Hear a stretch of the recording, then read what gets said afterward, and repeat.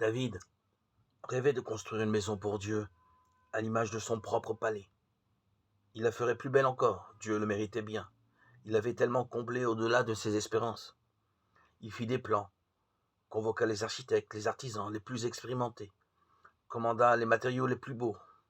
Le projet était grandiose et le prophète Nathan lui-même ne put qu'approuver, mais ô surprise, Dieu refusa. Il voulait tout autre chose. Sa demeure, son lieu de prédilection, c'était son peuple.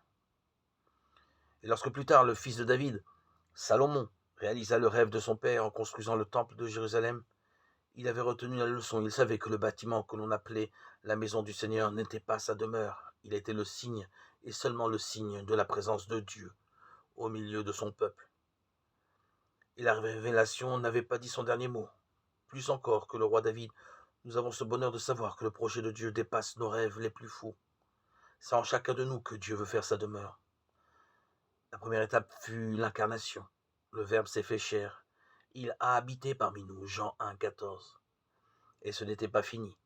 Jésus est venu pour nous rassembler en lui, pour faire de nous son corps.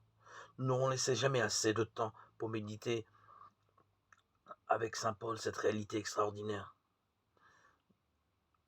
Ne savez-vous pas que vous êtes le temple de Dieu et que l'Esprit de Dieu habite en vous? 1 Corinthiens 3, 16.